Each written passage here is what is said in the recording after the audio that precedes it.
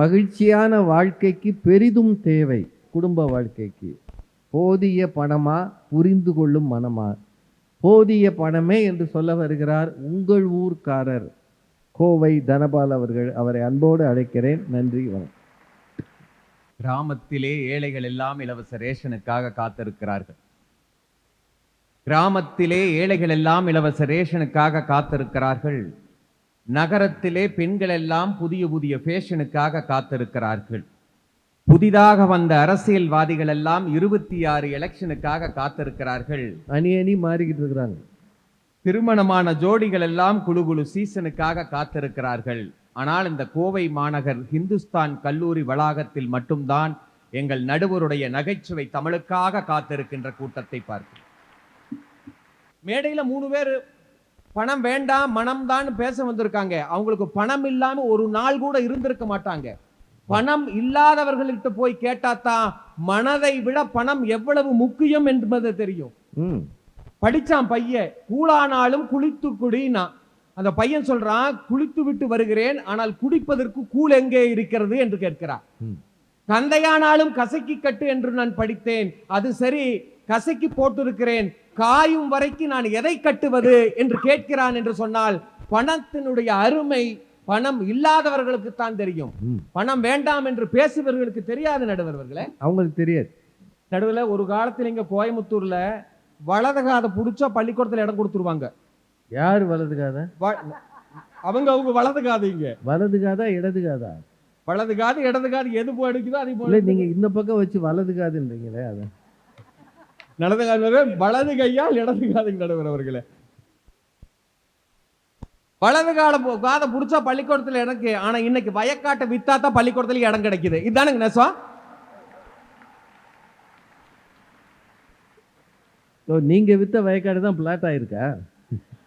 நடுவில் நான் மட்டும் வித்த வயக்காட்டு இல்ல, நாட்டுல ஒவ்வொரு விவசாயியுமே வித்த வயக்காடு தான். அதான் விவசாயி சொல்றாங்க, அவங்க கஷ்டம், பணம் இல்லாத கஷ்டம். நெல்லு போட்ட விலையில, கொள்ளு போட்ட விலையில, எள்ளு போட்டும் விலையில, ஆனா கல்லு போட்ட அமோகமா விளைஞ்சிருச்சுங்கிறா. சார், இன்னைக்கு சூழ்நிலை அப்படித்தாங்க இருக்குது. நம்ம என்ன வேணாலும் பேசலாம். இன்னைக்கு எல்கேஜியில தொடங்கி எம்பிபிஎஸ் வரைக்கும் இன்னைக்கு ஒவ்வொரு படிப்புக்கு எவ்வளவு செலவாகுங்கிறத யோசிச்சு பார்த்தா தான் பணத்தோட அருமை தெரியும். பணம் இல்லாம சார் துட்டு லேதுன்னு ஒகுட்டி லேதுங்க, அதுதாங்க உண்மை. ஐயா, இது தமிழ் பற்றி சார். அதாவதுங்க, அவங்க மனம், அம்மா பாசம், அப்பா பாசம், நீ வந்து பேசுவாங்க. தலைவலி வந்துச்சுன்னா அம்மாவோட முந்தானை எடுத்து ஒத்தனம் கொடுத்தா பறந்து போயிருப்பாங்க. நீ வந்து எல்லாம் ஒத்த தலைவலி வரட்டும், எப்படி பறக்குதுன்னு பார்ப்போம். ஸ்பெஷலிஸ்ட் கிட்ட போனாலும் கூட கண்டுபிடிக்க முடியாதுங்க ஒத்த தலைவலி. ஃபாரின்ல இருந்து மருந்து இங்க கொண்டு வந்து கொடுத்தாதான் உடம்பு நல்லா போச்சுன்னா தான் மனுஷன் மகிழ்ச்சியா இருக்க முடியும். நான் நகைச்சுவைக்காக சொல்லவில்லை. நீங்கள் பெரிய பெரிய மருத்துவமனைக்கு பக்கத்திலே போய் பாருங்கள், மார்ச்சுவரியிலே பிணங்கள் இருக்கும். எப்படி இறந்தது தெரியுமா? அந்த சிகிச்சை பலனின்றி அவர்கள் இறக்கவில்லை.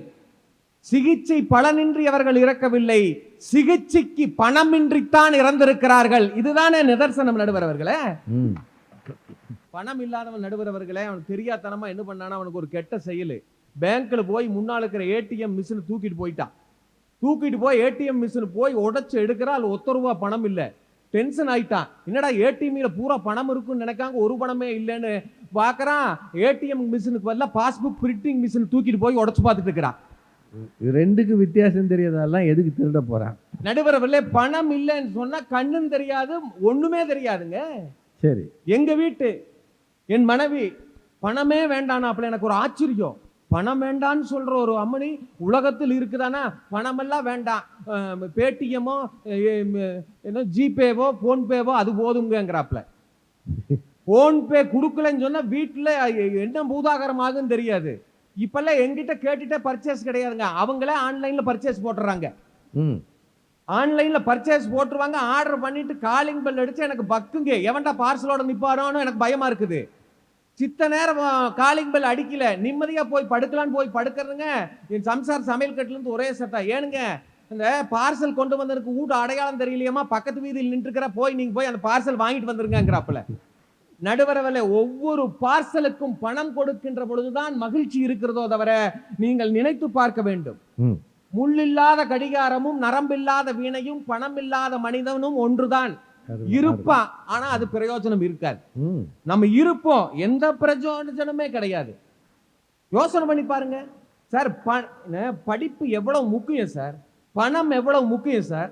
அண்ணா ஒரு கருத்தை சொல்லியிருப்பாரு, அந்த ஏழையின் வீட்டு பத்தி வர்ணிக்கின்ற பொழுது, ஏழையின் வீட்டிலே கறிக்குழம்பு கொதிக்கிறது, ஏழையின் வீட்டிலே கறிக்குழம்பு கொதிக்கிறது. ஒன்று ஏழைக்கு சீக்காக இருக்கலாம் அல்லது கோழிக்கு சீக்காக இருக்கலாம், அதனால்தான் கறிக்குழம்பே கொதிக்கிறது என்று முடிப்பார். இன்னைக்கு உணவு பிரச்சனை, உடை பிரச்சனை, எவ்வளவு பிரச்சனைங்க. படிப்பதற்கு பணம் இல்லாம எத்தனை மாணவர்கள் லோன்ல படிக்கிறாங்க, யோசனை பண்ணி பாருங்க. கல்வி கடன் 20 வயசுல பையன் கல்வி கடன் வாங்குறான், 25 வயசுல வேலை வாய்ப்புக்கு கடன் வாங்குறான், 30 வயசுல கல்யாண கடனு, 35 வயசுல கார் கடனு, 40 வயசுல வீட்டு கடனு, 50 வயசுல பெத்தவங்க கடனு, 60 வயசுல பெத்ததுக்காக கடனு. வாழ்க்கையே கடன் கடன் கடன் கடன் என்று வாழ்ந்து கொண்டிருந்தால் மகிழ்ச்சி எப்படி இருக்கும்? உறவுகள் கூட வேகத்தான் இருக்கும். தலைப்பு குடும்பத்தின் மகிழ்ச்சிக்கு பெரிதும் தேவை. உறவுகள் நாங்கள் தேவையில்லை என்று சொல்லவில்லை, உறவுகள் வேண்டும். ஆனால் உறவுகள் மட்டும் இருந்தால் நிச்சயமாக மகிழ்ச்சி வராது, அங்கே சண்டை சச்சரவுகளால் இருக்கும். உறவுகளை விட பணம் கூடுதலாக இருக்கின்ற பொழுதுதான் உறவுகளே மகிழ்ச்சியாக இருக்கும் என்று சொல்லி ஒரு வார்த்தையோடு நான் நிறைவு செய்கிறேன். அறை என்கின்ற சிறுகதை. 10க்கு 10 ரூம். அம்மா பெருக்கி கொண்டிருக்கிறார். மகன் ஆசையாக ஓடி வருகிறேன், அம்மா இன்னைக்கு ரூம் சுத்தம் பண்றீங்க, தாத்தா இன்னைக்கு வந்துருவாரு. ஹாய், ஒரே சந்தோஷம். அம்மா பெருக்கி கொண்டே சத்தம் போடுறா, ஆமா உங்க தாத்தன் இன்னைக்கு வராம விட்டாலும் உங்க அப்பா விட்டுருவாரு பாரு, போய் ஸ்கூட்டர் எடுத்துட்டு போய் அவங்க அப்பாவை கூப்பிட்டு வந்துருவாரு. முணு சத்தம். அப்போ இல்ல இன்னைக்கு தாத்தா வருவாருன்னு குதிக்கிறாப்ல, அம்மா சத்தம் போடுறாரு. இதை கேட்டுட்டு அப்பா வந்து சொல்றாரு, டேய் அம்மாவை தொந்தரவு பண்ணாதடா, அம்மாவுக்கே வேலைப்படு ஜமாளிக்கிறார் மனைவி கிட்ட. இதை பார்த்துட்டு இருந்த பையன் சொல்றா, அப்பா அப்பா எப்படி ஜமாளிக்க வேண்டும் என்பதை கற்றுக்கொண்ட நீங்கள் எப்படி சம்பாதிக்க வேண்டும் என்று கற்றுக்கொண்டிருந்தால் குடும்பம் மகிழ்ச்சியாக இருக்கும் அல்லவா என்று ஒரு மகன் கேட்கிறான். நான் மரியாதையோடு நான் நிறைவு செய்கிறேன். நல்ல மனம் இருக்கின்ற, புரிந்து கொள்ளுகின்ற மனம் இருக்கின்ற பெற்றோர்களை குழந்தைகளுக்கு பிடிக்கும். அதை விட கடன் இல்லாத பெற்றோர்களைத்தான் அவர்கள் கௌரவிப்பார்கள். நன்றி, வணக்கம். ஒரு சின்ன பையன் அப்பாவுக்கு புத்தி சொல்லியிருக்கான், நீ சமாளிக்கிறத விட சம்பாதிச்சிருக்கலாம்ல, நீ எல்லாம் ஒரு ஆளா? எங்க நடந்ததோ தெரியல, ஆனாலும் கவலைகளை கொண்டு கொட்டுறாரு. அடுத்த தெருவில் அமேசான் பையன் நிற்கிறான், அட்ரஸ் தெரியாம. காசு எங்க இருந்து போயிருக்கு? இவர் அக்கௌண்ட்ல ஜிபேல போயிருக்கு. காசு போனதும் இல்லாமல் இவர் தெருவா அலைகிறார். காரணம் அந்த அம்மா சொல்லிருச்சு, போய் வாங்கிட்டு வாயா. எங்கெங்க புரிந்து கொள்ளும் மனம் இருக்கிறது. அது மட்டும் இல்லை, நெல்லு போட்டேன் விளையலை, கொள்ளு போட்டேன் விளையலை, ஆனால் கல்லு போட்டேன் அமோகம் அப்படின்னாரு பாருங்க.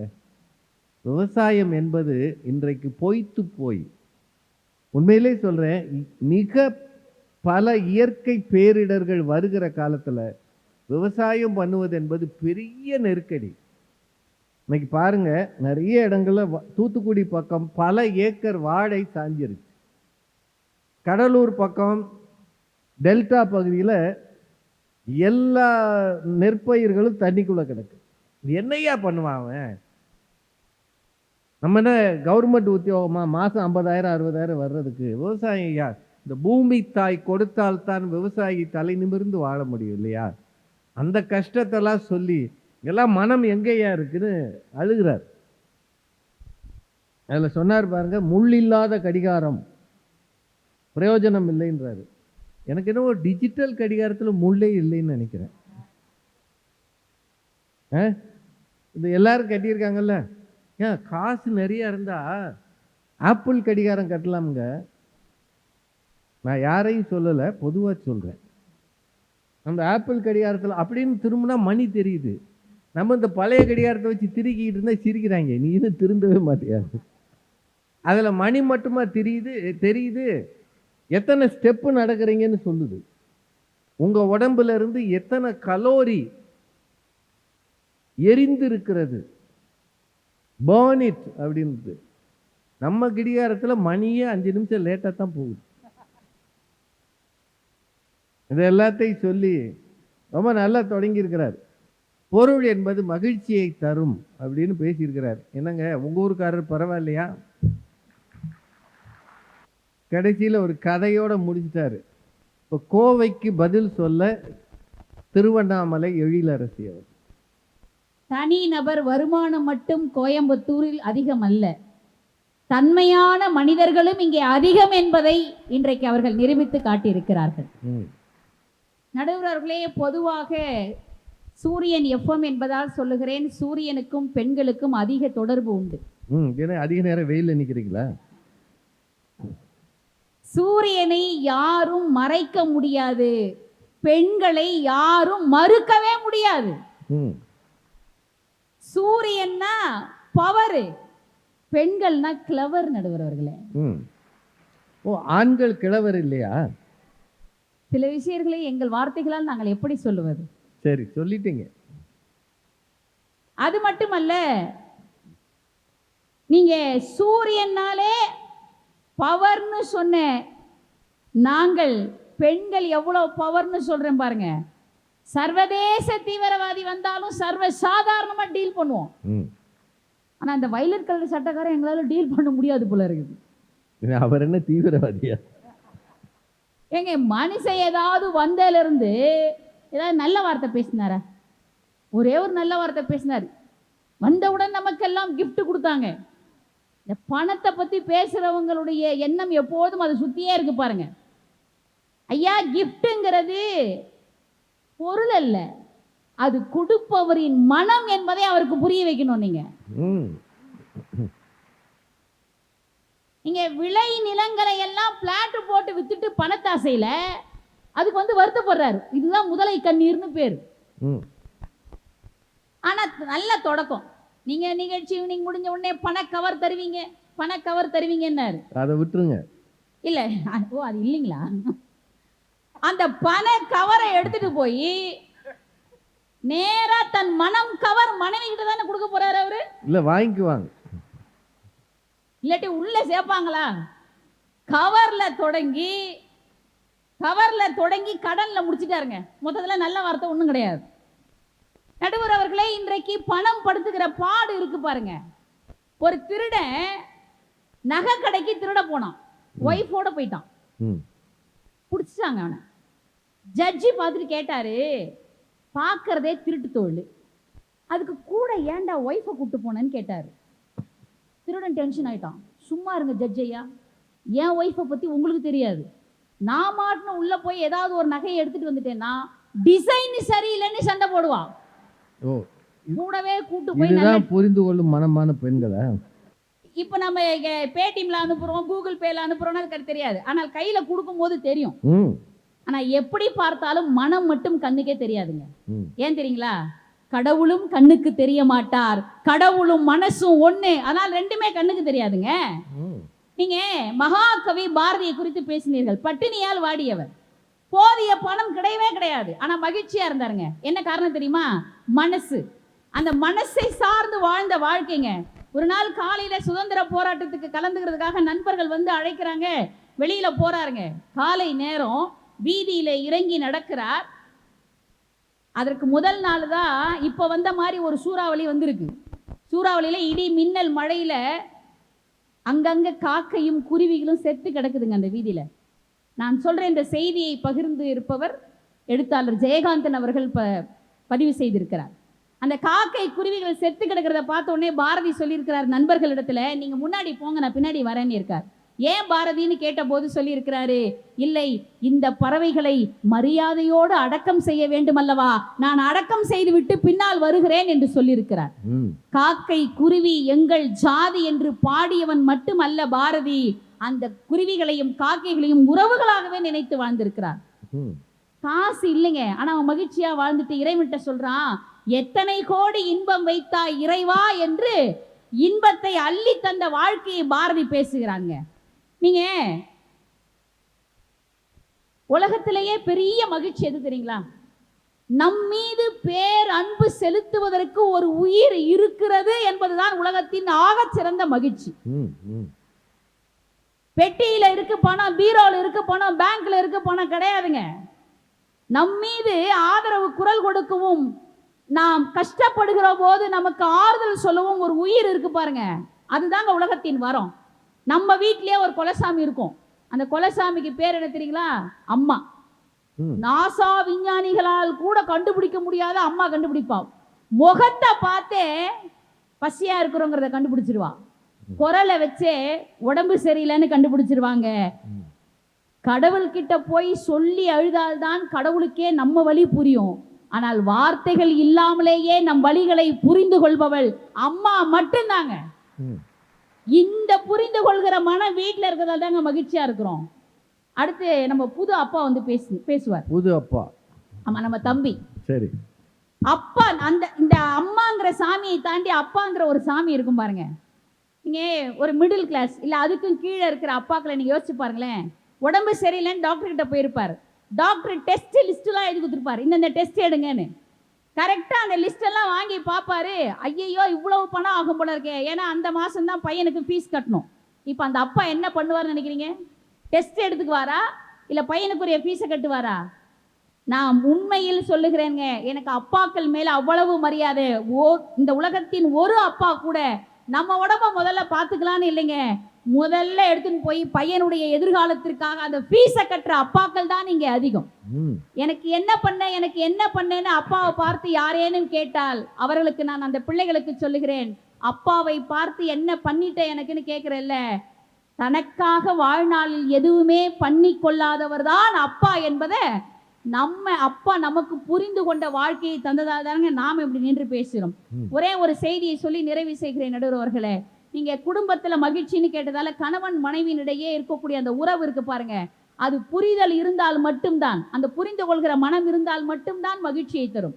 ஒரு சிறுவன் தன் நண்பனை பார்ப்பதற்கு அவன் வீட்டுக்கு போறாங்க. அந்த நேரத்துல வீட்டுல யாரும் இல்லை, அவங்க அக்கா டுட்டோரியல் படிக்கிற அக்கா மட்டும் இருந்தாங்க. சரி கிளம்பலான்னும் போது அந்த அக்கா சொன்னா, தம்பி எனக்கு கொஞ்சம் மீன் வாங்கிட்டு வந்து தரையான்னு. அவனுக்கு அதிர்ச்சி ஆயிடுச்சு. அங்கேயும் மீனா?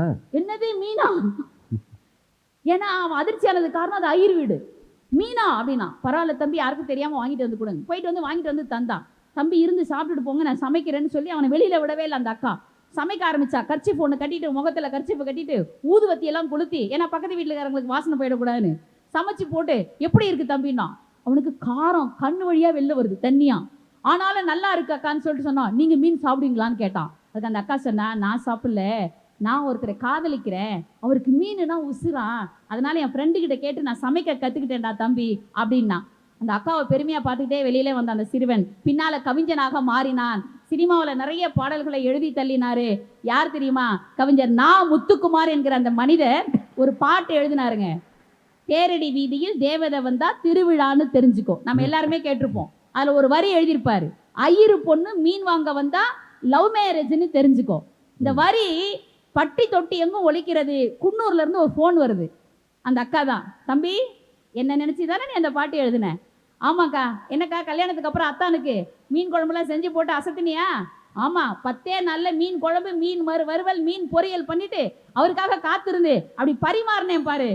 அவர் ஒரே ஒரு வார்த்தை சொன்னார்ரா, தம்பி என்றைக்கு உன் கரம் பிடித்தேனோ அன்னைக்கே உனக்கு பிடிக்காத அசைவத்தை நான் சாப்பிட்றது இல்லைன்னு நானு சத்தியம் பண்ணிட்டேன் அப்படின்னு சொன்னார். பிடிக்காத ஒரு விஷயத்தை பிடித்தவருக்காக செய்வதும், பிடித்த ஒரு விஷயத்தை பிடித்தவருக்காக விட்டு விடுவதும் தான் புரிந்து கொள்கிற மனம்.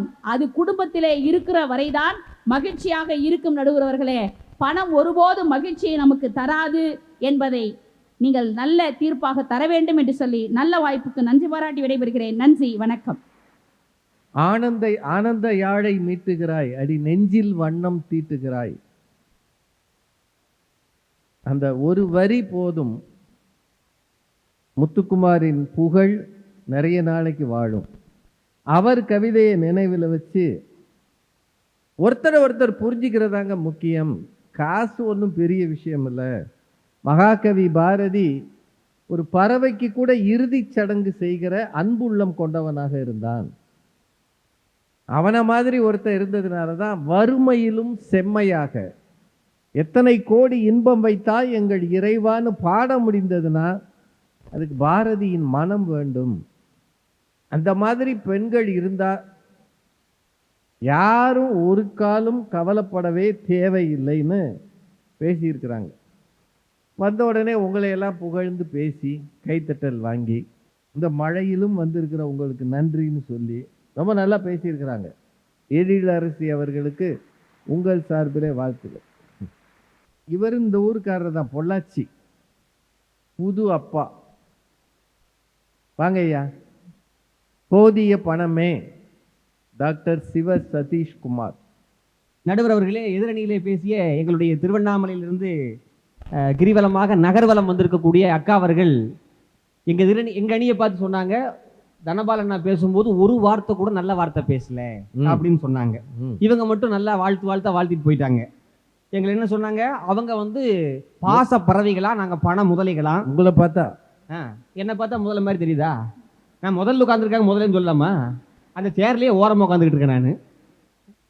அதே மாதிரி பண முதலைகள், தீவிரவாதிகள், வெண்ணெய், அதை விட்டுருங்கன்னு சொன்னீங்க. அதைத்தான் விட்டுருங்கன்னு சொன்னேனே, திரும்ப அதையும் பிடிங்க. அவங்க சொன்னது நான் சொல்லிங்க நடுவர் அவர்களே. உண்மையிலேயே இப்படிலாம் அவங்க பேசுனாங்க. எப்படி புரிந்து கொள்ளும் மனம் இப்படி பேசுது பார்த்தீங்களா? இதுதான் உண்மையிலேயே. அவங்க என்னமோ என்ன புது அப்பான்னு சொன்னாங்க, நீங்க புதிய பாட்டி சொல்ல மாட்டீங்களே.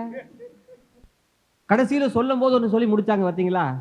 தேரடி வீதியில் தேவதை வந்தா திருவிழான்னு தெரிஞ்சுக்கோங்க சொல்லிட்டு, ஐயரு பொண்ணு மீன் வாங்க வந்தா லவ் மேரேஜ்னு தெரிஞ்சுக்கோ. அந்த பொண்ணை மீன் வாங்க வர வைக்கிறதுக்கு எவ்வளோ கஷ்டப்படணும் தெரியுமா? எவ்வளோ பணத்தை செலவணும் தெரியுமா? உண்மையில் எங்கள் குடும்ப வாழ்க்கை தொடங்குறது காதலில் தொடங்குது. ஒரே ஒரு ஆள் கை தட்டுறாங்க, நானும் கை தட்டணும், நானும் வர வச்ச வந்தேன். ஒன்றும் இல்லைங்க, ஒரு காதல் வரணும் அப்படின்னு சொன்னால் எவ்வளோ பணத்தை செலவணும் தெரியுமா?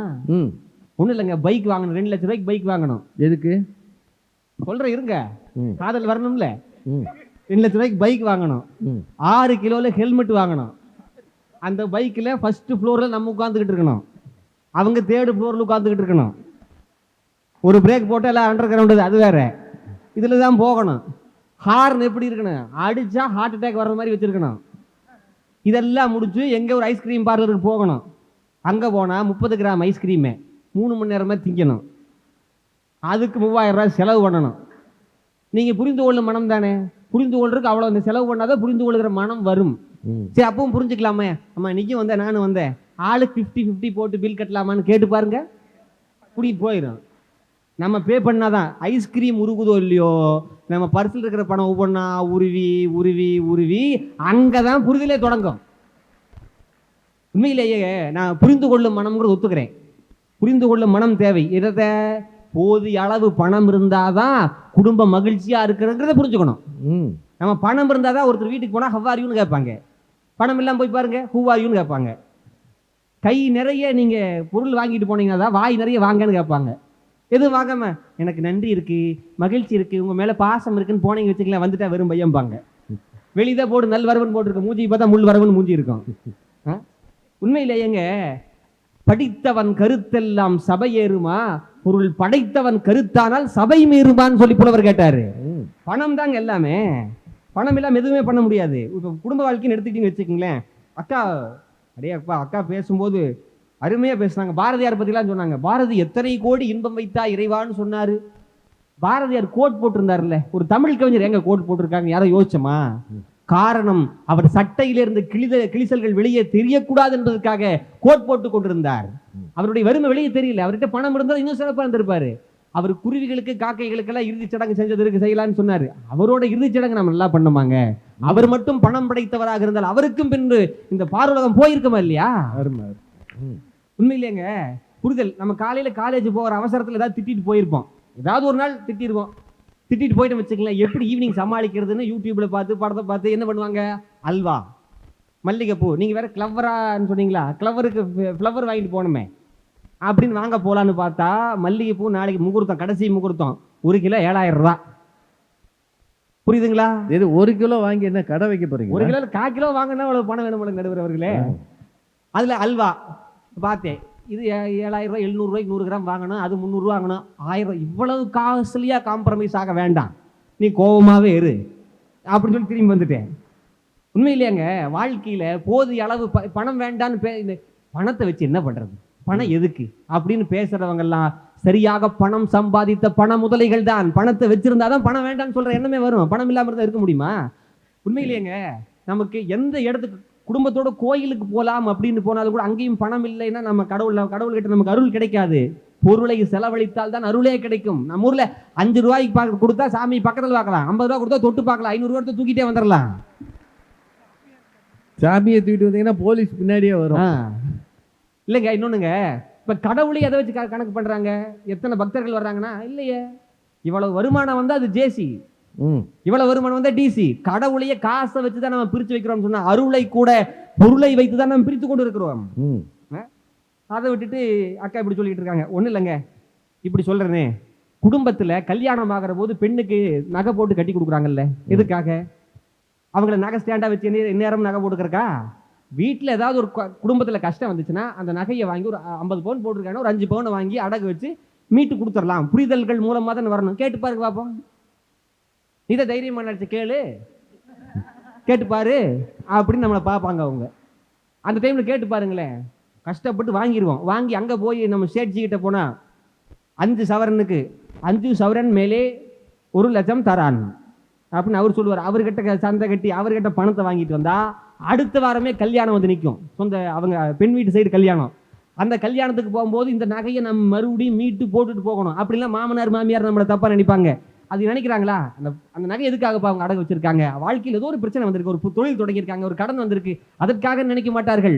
சொந்தக்காரர்கள் முன்பு நாம் சரியாக வாழ்ந்து காட்ட வேண்டும், இல்லாவிட்டால் சரியாக வாழ்வதாக நடிக்க வேண்டும். அதற்கு பணம் தேவை, இல்லைன்னா ஒண்ணுமே பண்ண முடியாது. அண்ணன் பேசும்போது இன்னொன்று சொன்னார். இந்த காலத்தில் கல்விங்கிறது ரொம்ப முக்கியம். நான் வேற புது அப்பாவாக இருக்கிறேன் இல்லையா? குழந்தை பிறந்த அம்மான்னு சொன்னாவே கேஜிகளுக்கு அனுப்பணும். Pre KG, LKG, UKG. Gandhiji, Nehruji, சுபாஷி எல்லாம் இருந்தாங்க. இவங்களே அந்த கேஜிலையும் படிக்கல, ஆனால் நாங்கள் படிக்க வச்சுட்டு ஆகணும். போய் ஃபீஸ் எப்பவே கேட்கலான்னு விசாரிக்கிறதுக்கு ஆரம்பிச்சிட்டேன். நான் எம்ஏ படித்தேன், 8,000 ரூபா ஃபீஸு. எல்கேஜி படிக்கிறதுக்கு 80,000 ரூபா ஃபீஸு. அங்கே இன்ஸ்ட்ரக்ஷன், பேனா இங்கே தான் வாங்கணும், பென்சில் இங்கே தான் வாங்கணும், புக் இங்கே தான் வாங்கணும், நோட்டு இங்கே தான் வாங்கணும், செருப்பு இங்கே தான் வாங்கணும். நான் படிப்புன்னு கேட்டேன், அது வெளியே டியூஷன் வச்சுக்கணும்னாங்க அவங்க. அப்படி ஆயிட்டு இருக்கு எல்லா பக்கம். பணம் இல்லைன்னா யாருமே மதிக்க மாட்டாங்க, பணம் இருந்தால் எல்லாமே. ஒன்னே ஒரு உதாரணங்க, ஏடிஎம் பற்றியெல்லாம் சொன்னாங்கல்ல. காசு இருக்கிற ஏடிஎம் ஏசியில் இருக்கு, காசு இல்லாத வாட்ச்மேன் வெளியே நிற்கிறாரு. சரி, உண்மைதானே? பணம் இருந்தால் நம்ம எல்லா பக்கம் சிறப்பாக இருப்போம். இந்த உலகத்திலே தீட்டு இல்லாத ஒரு திரவியம் இருக்கும் என்று சொன்னால் அது பணம் தான். அந்த பணத்தை வைத்துக் கொண்டீர்கள் என்று சொன்னால் எங்கு வேண்டும் என்றாலும் போகலாம். பணம் இல்லாமல் எதுவுமே செய்ய முடியாது. ஆகவே கேளுங்க, கேட்டுக்கிட்டே இருங்க. பணம் வேணும்னு கடவுள்கிட்ட கேட்டுக்கிட்டே இருங்க. நன்றி, வணக்கம். இவர் இந்த மாதிரி ஒரு இதுல பூரா தேவாரமும் திருவாசகமும் பாடிக்கிட்டு இருந்தா பைக்கில் எங்க போறது? அடுத்த பிறவிக்கு பேசுறார். ஆனால் முடிச்ச விதம் நல்லா இருந்தது. ஃப்ரீயா பஸ்ஸில் போகணும் தான் பெண்களா பறக்கணும். நல்லா பேசியிருக்கிறார். வாங்கம்மா. நடுவர் அவர்களே, எனக்கு முன்னால் பேசிய சிவ சதீஷ் அவர்கள் ரொம்ப நல்லா பேசினார். ஆனா என்ன, கொஞ்ச நேரம் அம்பி மாதிரி பேசுறாரு, கொஞ்ச நேரம் அந்நியன் மாதிரி பேசுறாரு. மாத்தி முதல்ல பணம் தான் முக்கியம் அப்படிங்கிறாரு, அப்புறம் உங்க ஊர் சாமி மாதிரி நினைச்சிக்கலான்னு இந்த பக்கம் பாயிறாரு. என்ன நினைச்சிட்டு பேசுறாருன்னு எனக்கு புரியல. புது அப்பா அப்படிதான். புது அப்பா குழம்பிட்டாரு பாவம், இன்னும் தலை நிக்கல. நடுவர் அவர்களே, அவர் சொன்னார் பாருங்களேன், காதலுக்கு பாடம். குழந்தைக்கு மட்டும் இல்ல, அவருக்குமே தலை நிக்கல. அதுதான் சொன்னேன். நடுவர் அவர்களே, காதல் பத்தி சொன்னாரு பாத்தீங்களா? 2 லட்சம் ரூபாய்க்கு பைக்கு, 30 கிராம் ஐஸ்கிரீமை 3 மணி நேரம் உட்கார்ந்து 3000 ரூபாய் செலவு பண்ணி சாப்பிட்டாதான் காதல்னாரு. அது பேர் காதலா? கன்றாவிங்க, இப்படியா இருக்கும் காதல்? ஆனா அப்படி இருந்தாதான் காதல் வரும்னு சொல்லிட்டு வீட்டுல மனைவியை சமாளிக்கிறதுக்கு இவ்வளவு மல்லிப்பூ, இவ்வளவு அல்வா வாங்குறதுக்கு செலவு பண்ண முடியாதுன்னு சொல்றாரு. இப்படி 2 பக்கமும் மாத்தி பேசி குழப்புறது தான் இந்த பண கட்சியோட வேலையே. அதனால அவரை தள்ளுபடி பண்ணிடுவோம். அதுல என்ன சொல்றாரு, நகையை கொண்டு போய் சேட்டு கடையில அடமானம் வைப்பாராம் 5 பவுனை, அதனால கஷ்டங்கிறார். நடுவர் அவர்களே, நல்லா புரிந்து கொண்ட மாமனாரோ மனைவியோ இருந்தா என்ன சொல்லுவாங்க தெரியுமா? ஏன் அடகு வச்சேன்னு கேட்க மாட்டாங்க. கண்ட இடத்துலயும் போய் கந்து வெட்டியில விழுந்துராம இந்த அளவுக்காவது வேலையை முடிச்சிங்களே, பரவாயில்லைன்னு சொல்ற புரிந்து கொள்ளும் மனைவி இருந்தா குடும்ப மகிழ்ச்சியா இருக்கணும் தான் நாங்க சொல்ல வரோம். நல்ல மனைவி வேணும்யா, இருக்கணும்ல. அதுக்கு முன்னால பேசின எங்கள் அன்பு சகோதரர் கோவை தனபால் அண்ணா அவர்கள் ரொம்ப அழகா பேசினாரு. அவர் பேசும்போது என்ன சொன்னாரு? வலது காதை தொட்டாதான் பள்ளிக்கூடத்துல இடம் கிடைக்கும். இப்ப என்னன்னா வயக்காட்டை வித்தாதான் இடம் கிடைக்குதுன்னாரு. பள்ளிக்கூடத்துல சேர்க்கிறதுக்கு நீங்க வயக்காட்டை விற்கலாம், ஆனா பையன் டீச்சர் சொல்லி கொடுக்கறத புரிந்து கொண்டால்தான் அவன் பரீட்சையில பாஸ் பண்ண முடியும். பணத்தை வச்சு நீங்க பாஸ் ஆக முடியாது. அதெல்லாம் மனசுல வச்சுக்கிட்டு பேசணும்.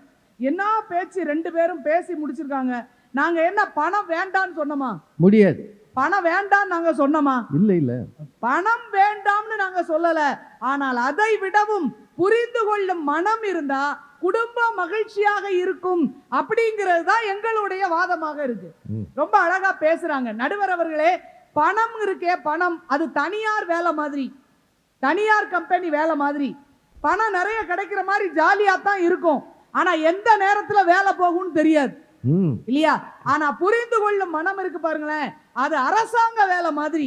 வேலை கொஞ்சம் அப்படி இப்படி இருந்தாலும் நிரந்தரமா நிம்மதியா இருக்கணும்னா அது புரிந்து கொள்ளும் மனம் இருந்த வீட்டுல மட்டும்தான் நடக்கும். நீங்க பூத் லெவல் ஆபீசரா இருந்தா தெரியும்.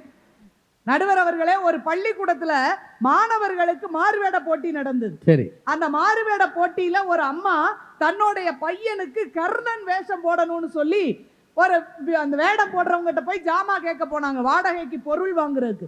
கர்ணன் வேடம் போடுறதுக்கு மாறுவேட போட்டி ஜாமான்லாம் எவ்வளவு விலை அப்படின்னு கேட்டாங்க. அந்த ட்ரெஸ் நகை எல்லாம் அவங்க சொன்னாங்க ஒரு 6000 ரூபாய் வரும் அப்படின்னு சொன்னாங்க. சரி நாளைக்கு வந்து வாங்கிக்கிறோன்னு அந்த அம்மா வீட்டுக்கு வந்துருச்சு. வந்த உடனே அந்த பையன் சொன்னான் அம்மாட்ட, அம்மா நான் இந்த வருஷம் கலந்துக்கல, அடுத்த வருஷம் மாறுவேட போட்டியில கலந்துக்கிறேன்னா. ஏப்பான்னு அம்மா கேட்டாங்க. அப்பா சொன்னா, இல்லம்மா 6000 ரூபாய் கொடுத்து அந்த ட்ரெஸ்ஸை வாங்க வேண்டி இருக்கு, ஆனா என் ஃப்ரெண்டு 5000 ரூபாய் ஃபீஸ் கட்ட முடியாம தவித்து போய் இருக்கிறான், அவனுக்கு 5000 நான் ஃபீஸை கட்டிட்டேன்னா அடுத்த வருஷம் கூட நான் வேஷம் போட்டுக்கிறேம்மான்னாங்க. இப்ப அந்த அம்மா சொன்னாங்க, நான் என் பிள்ளைய கர்ணன் வேடத்தில் பார்க்கத்தான் ஆசைப்பட்டேன், ஆனால் என் மகன் கர்ணனாகவே மாறிவிட்டான் என்று சொல்கிறார் என்றால் அந்த புரிந்து கொள்ளும் மனம் இருக்கு பாருங்களேன், அங்க மகிழ்ச்சி இருக்கா? உங்ககிட்ட காசுன்னு சொன்னா மகிழ்ச்சி வருமா? நடுவர் அவர்களே, கவிஞர் வாலி அவர்கள் சொல்றார், திரைப்படத்துல நிறைய பாடல்கள் பாடிய எழுதிய கவிஞர். அந்த வாலி சொல்றாரு, என் வாழ்க்கையில் மறக்க முடியாதவர்கள் அப்படின்னு அவர் ஒரு பேட்டியில சொல்றார். யார தெரியுமா? கோடி கோடியா சம்பளம் கொடுத்த தயாரிப்பாளர்களை சொல்லல, நிறைய பணம் கொடுத்தவர்களை சொல்லவில்லை, நான் கஷ்டப்படும் போது எனக்கு உதவி செய்தவர்கள் அப்படின்னு அவர் சொல்ற ஒரு லிஸ்ட்ல முக்கியமானவங்க சொல்றார். நான் சினிமா வாய்ப்பு கிடைக்காமல் முதலில் கஷ்டப்பட்டு கொண்டிருந்த போது வெற்றிலை பாக்கு கடையில எனக்கு கடன் கொடுத்து எப்பனாலும் கொடுங்க என்று சொன்ன சுல்தான் பாய். அடுத்து நுங்கம்பாக்கம் பக்கத்துல மகாலிங்கபுரத்துல நாங்க வாடகைக்கு ஒரு வீட்டுல இருந்தோம். அந்த வீட்டுல இருக்கும்போது என்னால சரியா வாடகை கொடுக்க முடியாது, பரவாயில்ல கொஞ்சம் கொஞ்சமா கொடுங்க அப்படின்னு சொல்லி என்னை வற்புறுத்தாமல் வாழ வைத்த சுனைனா என்ற ஒரு அம்மா, அந்த வீட்டு ஓனர் அம்மா. அதற்கு முன்னால் நான் பிறந்த போது என் தாயால் பாலூட்ட முடியாத சூழலில் திருமதி இப்ராஹிம் என்பவருடைய மனைவி திருமதி இப்ராஹிம் என்ற தாய் எனக்கு பாலூட்டி என்னை வளர்த்தார்கள். இந்த 3 பேரால் தான் நான் இன்றைக்கு முத்தமிழை பாடிக்கொண்டிருக்கிறேன் என்று கவிஞர் வாலி சொல்றாருன்னா, கோடிக்கணக்கா பணம் கொடுத்தவங்க மனசுல நிக்கல, புரிந்து கொண்டு வாழ வைத்தவர்கள் தான் மனதில் இருக்கிறார்கள் என்பதை தயவு செய்து மறந்துடக்கூடாது. நடுவர் அவர்களே, பணம்னு அலையிறாங்கல்ல, வெளிநாட்டுக்கு வேலைக்கு போறாங்க, நகை நட்டு எல்லாத்தையும் வித்து வெளிநாட்டுக்கு வேலைக்கு போறாங்க. வேலைக்கு போய் ரயிலா மாத்தி அந்த பயணத்துக்கு கூட வழி இல்லாம பண்ணிட்டோம். அதனால தான் தண்டவாளம் என்ன ஆயிருச்சு, ஏழைகளை விட்டு கூட விலகி போய் கொண்டிருக்கிறது என்பதுதான் இன்னைக்கு இருக்கக்கூடிய ஒரு சூழ்நிலை. மறந்துடக்கூடாது. நடுவர் அவர்களே, குடும்பத்துக்குள்ள மகிழ்ச்சி எப்படி இருக்கும்? ரோல்ஸ் ராய் கார் வாங்குறோம், பெரிய காரு, ரோல்ஸ் ராய் கார் வாங்கியிருக்கோம், கணவன் முன்னால உட்காந்துருக்காரு, மனைவி பின்னால உட்காந்து மொபைலே பார்த்துட்டு போய்கிட்டு இருக்காங்கன்னு வைங்க, மகிழ்ச்சியா இருக்குமா? ஆனா ஒரு ஏழை வீடா இருந்தாலும் போதும், ஒரு சைக்கிள்ல உட்கார்ந்து இல்ல ஒரு சின்ன பைக்கு, அவர் சொல்ற மாதிரி சின்ன பைக், ஆமா பெரிய பைக் எல்லாம் வேண்டாம், ஒரு அளவா ஒரு சின்ன பைக்கை வாங்கி கணவனும் மனைவியுமா உட்கார்ந்துக்கிட்டு ரெக்க கட்டி பறக்குதையா அண்ணாமலை சைக்கிள்னு சொல்லி 2 பேரும் பேசி சிரித்து கொண்டு போற அந்த பயணம் இனிக்குமா, அந்த கார் பயணம் இனிக்குமா? பைக் எப்படி சைக்கிள் ஆகும்? இது சைக்கிள்னு சொல்லுவோமே, முதல்ல சைக்கிள்னு வச்சுக்குவோம். அப்படி பேசி போறது மகிழ்ச்சியாக இருக்குமா, இது மகிழ்ச்சியா இருக்குமா? குழந்தைகள் கூட தன் தந்தை விதவிதமாக பொம்மைகள் வாங்கி கொடுத்து விளையாடினா தான் மகிழ்ச்சின்னு சொல்ல அர்த்தம் கிடையாது. பொம்மை வாங்கி கொடுக்கிற தகப்பனை விட தன்னோடு விளையாடி மகிழ்கின்ற பிள்ளைகளை அப்பாவைத்தான் பிள்ளைகளுக்கு பிடிக்குமே தவிர பொருளை வாங்கி கொடுக்கிறவங்க மேல பிள்ளைகளுக்கு ஆர்வம் வராது என்றால், நடுவர் அவர்களே நல்ல மழை பெய்யுது இல்லையா? இல்ல இப்ப விட்டுருக்கு, கொஞ்சம் குளிர்ந்த நேரம். பட்டிமன்றம் முடிஞ்ச பிறகு எல்லாரும் வீட்டுக்கு போறாங்க இல்லையா? போகும்போது வீட்டுல இருக்கிற மனைவியை விட்டுட்டு கணவன் மட்டும் வந்திருந்தாருன்னா வச்சுக்குவோம். வீட்டுக்கு போகும்போது வீட்டுல இருக்கிற வீட்டு அம்மா நல்ல குமரன் பிராண்டு கருவாடு வச்சு ஒரு குழம்பு பொண்ணி இல்ல பொரிச்சு வச்சு சுட சுட சோறு வடிச்சு ரசம் வச்சு வீட்டுக்காரருக்கு பரிமாறி நீங்க பட்டிமன்றத்துல என்னெல்லாம் நடந்ததுங்கன்னு கேட்டு சிரித்து புரிந்து கொண்டு சாப்பிடும் போது அந்த சாப்பாடு இனிக்குமா? போற போக்குல ஒரு கடையில சாப்பிட்டு போவோம்னு போற சாப்பாடு இனிக்குமா? இங்கே முகம் பார்த்து மகிழ்கின்ற அந்த புரிந்து கொள்ளும் மனம்தான் வாழ்க்கையில் மகிழ்ச்சியை தரும். நடுவர் அவர்களே, வாழ்க்கையில் பணபலம் என்பதை விட பலர் பலம்தான் முக்கியம் என்று சொல்லி குடும்பத்தின் மகிழ்ச்சிக்கு பெரிதும் காரணம் போதுமான பணத்தை விட புரிந்து கொள்ளும் மனமே என்று சொல்லி வாய்ப்புக்கு நன்றி பாராட்டி விடைபெறுகிறேன். நன்றி, வணக்கம். கோயம்புத்தூர் சென்னை இன்டர்சிட்டி ட்ரெயினா ஏதோ ஒன்று இருக்கும், அது எதிரெதிர உட்காந்து போகிற முன்னாடி இருக்கும். இங்கே முதலா வந்து நீங்கள் பேக்கெல்லாம் வச்சுட்டீங்கன்னு வைங்களேன், ஏன்னா அது 3 சீட்டு இருக்கும். கொஞ்ச நேரம் கழித்து இன்னொருத்தர் வருவார் லேட்டாக, அறக்க பறக்க வந்து டங்குன்னு வைப்பார் பெட்டியை. பார்த்துருக்கீங்களா இதெல்லாம்? நமக்கு உடனே சண்டாளமாக கோவம் வரும். சரியா வைங்க சார், முன்னாடியே வந்திருக்கோம்ல. அவர் இது என் இடம், என் இடத்துக்கு நேரம் நான் தான் வைப்பேன். அப்படியே கடுப்படிப்பாங்க. வண்டி இங்கேருந்து கிளம்பி திருப்பூர் போகிறதுக்குள்ளே ஃப்ரெண்ட் ஆகிடுவாங்க. அப்புறம் நமக்கு கிணத்து கடவுங்களா? ஓ, நானும் அங்கே தானுங்க, ஈச்சனாரி பக்கம்ங்க. அவ்வளோதான். நம்ம வீட்டில் பொண்ணு இருக்குங்களா? ஈரோடுக்குள்ளே சம்மந்தமே பேசிடுவாங்க. காரணம் என்னென்னா, ஆரம்பத்தில் முட்டல் மோதல் இருந்தாலும் புரிந்து கொள்ளுதல் என்று வரும்போது இந்த பயணம் இனிக்கிறது மாதிரி வாழ்க்கையும் இனிக்கும் அப்படின்னு பேசியிருக்கிறாங்க. சரிதானங்க? அவர்களுக்கு உங்கள் சார்பிலே வாழ்த்துகளும் பாராட்டு. இப்போ ராஜபாளையத்திலிருந்து வந்திருக்கிறார் ராஜகுமார். வாங்க ஐயா. நடுவர் அவர்களே, எனக்கு முன்னால் துணை முதல்வர் ரேவதி மேடம் ரொம்ப உற்சாகமாக பேசியிருக்கிறாங்க. அவங்க எல்லாமே சொன்னது எல்லாமே கற்பனையான விஷயங்கள் தான், யதார்த்தமாக எதையுமே பேசுறது இல்லை. ரயில் பயணத்தை பற்றி சொன்னாங்கல்ல, ரயில் பயணங்கிறது எல்லாருக்கும் ஒன்னே மாதிரி இருக்கா? அவங்கள மாதிரி கோடீஸ்வர குடும்பத்தில் இருக்கிறவங்க ஏசியில் போகலாம், வந்தே பாரத்தில் போகலாம், வந்தே பாரத்தில் போகலாம். அது பக்கத்தில் இருக்கவங்கள்ட்ட எல்லாம் பேசிக்கலாம். ஆனா அன்ரிசர்வ்டு கம்பார்ட்மெண்ட்னு ஒண்ணு இருக்கு, அது நொந்தே பாரத். அது நொந்து போய் கிடக்கிறது எவ்வளவு சிரமங்கிறது உங்களுக்கு தெரியாதுமா? உங்களுக்கு தெரியாது, பக்கத்துல இருக்க பண முதலைக்கும் தெரியாது. அவங்க எங்களை பார்த்தா பண முதலைங்கிறீங்க. எங்க அந்த அன்ரிசர்வ்ட்ல போகும்போது நாம சீட்ல உட்கார்ந்து இருப்போம், நம்ம கால் மேல 4 பேர் உட்கார்ந்து இருப்பான். மேல லக்கேஜ் வைக்கிறதுல ஒரு 10 பேர் உட்கார்ந்து இருந்து அவன் காலை தொங்க விட்டு நம்ம தலைக்கு மேல வச்சிருப்பான். ஏன்னு கேட்க முடியாது, சண்டைக்கு வந்துருவாங்க. இந்த அன்ரிசர்வ்ட்ல இருந்தாலே அவ்வளவு அனத்தல் இருக்கும், பிரச்சனை இருக்கும். நீங்க ஏசியில ஜாலியா போயிட்டு எங்கள்கிட்ட வந்து பேசுறீங்க, புரிஞ்சுக்கிறது எப்படி? இதுல வேற கருவாட்டு குழம்பு நிஜமாவே அவர் அதை கொடுக்கும் போதே நான் அவர்கிட்ட கேட்டேன், இது குழம்பா கொடுக்குறீங்களா இல்ல கருவாடா இருக்குமான்னு. ஏன்னா இப்ப மழை நேரத்துக்கு கருவாட்டு குழம்பு அவ்வளவு ருசியா இருக்கும். ஏங்க குடுக்கறவங்க குழம்பு வச்சுமா கொடுப்பாங்க? இல்ல நிஜமாவே ஏதாவது ஈஸியா. ரொம்ப நிஜமாவே என்ன நினைச்சோம்னா, சாயந்தரம் சாப்பிடும் போது இட்லிக்கு கருவாட்டு குழம்பு செம டேஸ்ட் காம்பினேஷன் இருக்கும். ராஜ்குமார் ரொம்ப ஓவரா திங்க் பண்ணாரு. ஏதோ நீங்களும் அதை ரசிக்கிறீங்கன்னு எனக்கு தெரியுது. நடுவர் அவர்களே, அவ்வளவுதான் சொல்லி இருக்கிறாங்க. காதலை பற்றி நீங்க பேசலாமாமா, அனுபவசாலி நாங்க பேசலாம். காதலுங்கிறது இப்ப காசு இல்லாம எதுவுமே இல்லைங்க. நான் அன்னைக்கு ஹோட்டல்ல சாப்பிட உட்கார்ந்து இருக்கிறேன், என் முன்னாடி காதல் ஜோடி வந்து உட்கார்ந்து இருக்கிறாங்க. அந்த பையன் அந்த பொண்ணுகிட்ட சொல்றான், ஏப்பா உனக்காக என் சொத்துக்களை எல்லாம் விட்டுட்டு வரலான்னு முடிவு பண்ணிட்டேன்னு. அந்த பொண்ணு சொல்லு, லூசாடா நீ, விஷயம் புரியாம பேசிக்கிட்டு இருக்கா, சொத்துக்கள் எல்லாம் விட்டுட்டு வராத, எல்லாத்தையும் வித்துப்புட்டு வா, எல்லாத்தையும் வித்து காசா கொண்டு வா, இதுதான் விஷயம். எங்க ஊர்ல ஒருத்தன் காதலிக்கிற பொண்ணு வீட்டிலேயே திருடிட்டான், கேமராவிலேயே சிக்கிட்டான்.